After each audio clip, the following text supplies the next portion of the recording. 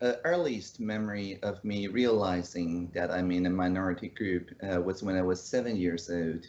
And when everybody else was writing calligraphy or pencil using their right hand, I was writing with my left hand.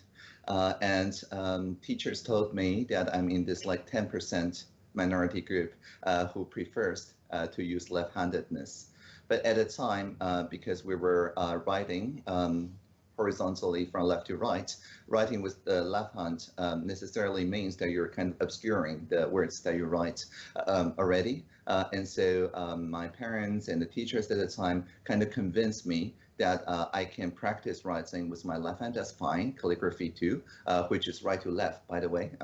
And so, but I need to practice also right-handedness in this kind of sign of conformance, which wasn't easy. And so I only practiced handwriting using my right hand for 1 year. And then I switched to typing, never looked back. And so my handwriting remains to this day terrible, and I type very fast. But of course, you're talking about sexuality, but that I think is a microcosm. It is mostly about having to kind of stay closeted, that is to say, to hold the pencil with my right hand as a learned habit, and only starting writing with my left hand when I'm by myself, and so on. Of course, after the lifting of the martial law, nobody cared about handedness anymore. And if you want to type really fast, you have to type with both of your hands anyway. And so ambidexterity become a advantage, really. And so having passed through two puberties, once when I was 14 years old, but I never really developed a high testosterone level, and my natural testosterone level, according to medical examiners, is about the level of around 80-year-old man. That is to say, somewhere between female and male adolescents. And so I decided when I was 24 years old to enroll into female puberty, taking hormones and so on. And that went on for a couple more years. And I think my personal experience teaches me that having gone through two puberties, although not very deeply in either, makes this binary category in my mind disappear. That is to say, I do not feel that there are half of the society different from me. Rather, I share this intersectional experience with pretty much everybody. So I would contest this label of minority. It might be a minority of people who decide to go through two puberties or to learn to write by both hands. But once you do, it's actually maximally inclusive and actually empowers you to take all the sides.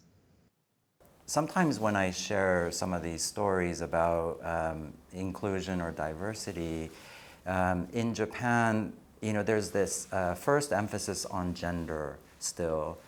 And now we're talking about people with disabilities or people of different nationalities or LGBT plus. But there's this force that tries to conform people, not to be, I guess, act similar to your peers or your neighbors or some in Japan. And whether you are male or straight or what you would normally call majority, I feel like everyone has some aspect that they are minority of.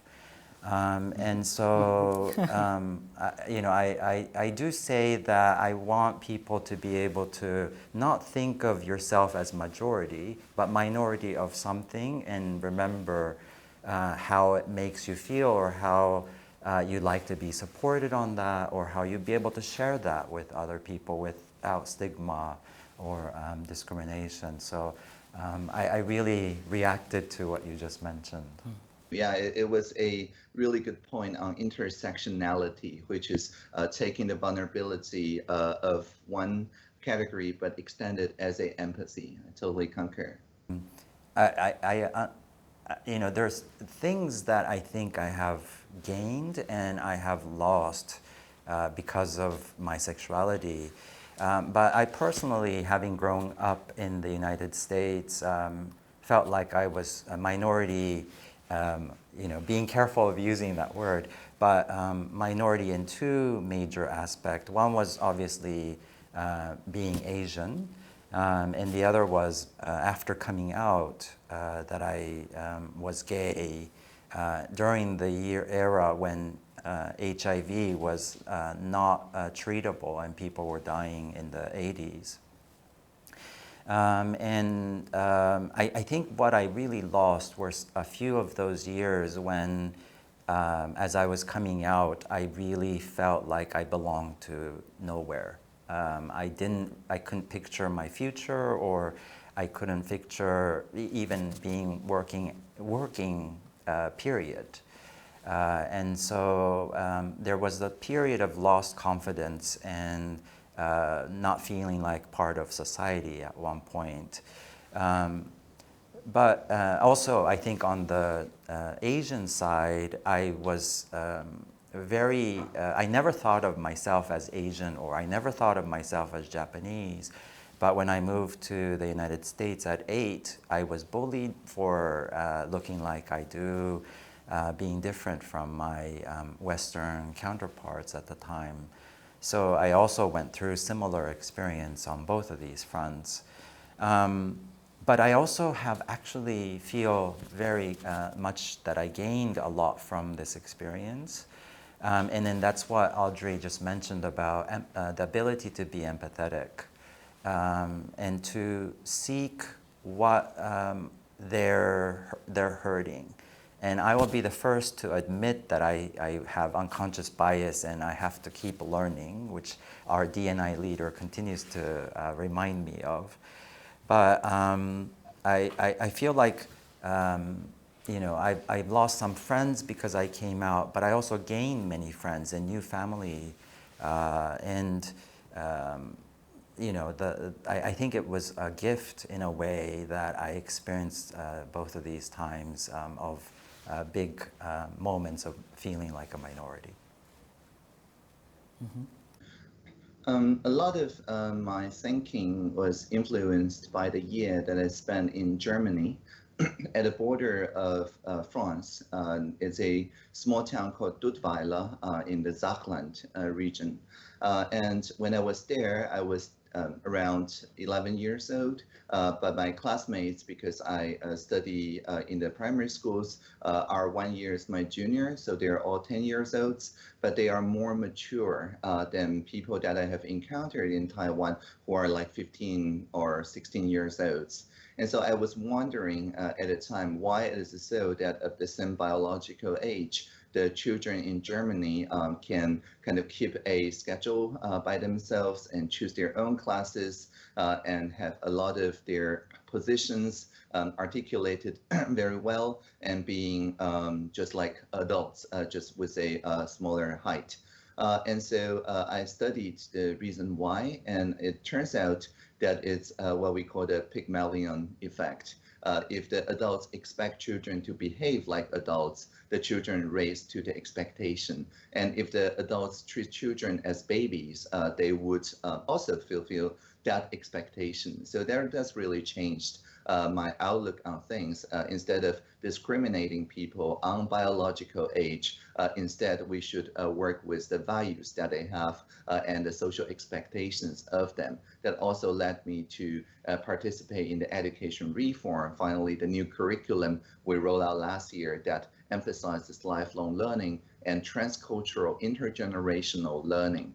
On the sexual orientation side, I think it's really interesting because I dropped out of junior high school when I was 15 years old with full blessing of the head of the school and my teachers. And the first thing I did after dropping out is to go to the Atayala Mountains, because in Taiwan nowadays we have more than 20 national languages, the majority of which are indigenous. And each indigenous nation have a very different culture.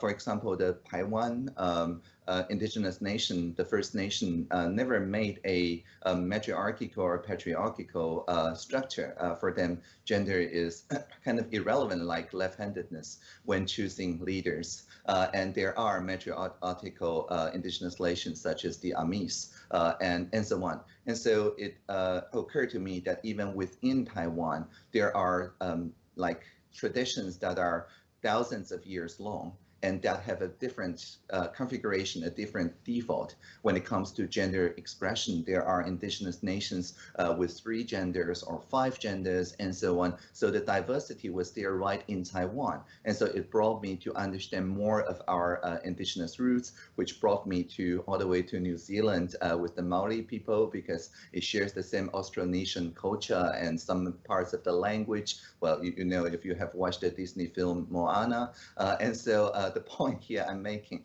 is that maybe just close to us in the same island, there are different cultures that you can learn to look at your own upbringing from their perspective. And that really transforms radically how you view your own presets that you have taken for granted. So I have made transculturalism a priority of my politics, starting from that experience when I was 15 years old. I really like this question because, you know, what if scenarios are quite different, so difficult because I'm already in this situation. It's hard to go back, but I like it because it makes me think a lot. And the first thing, whether it's right or not, I understand better what privilege means.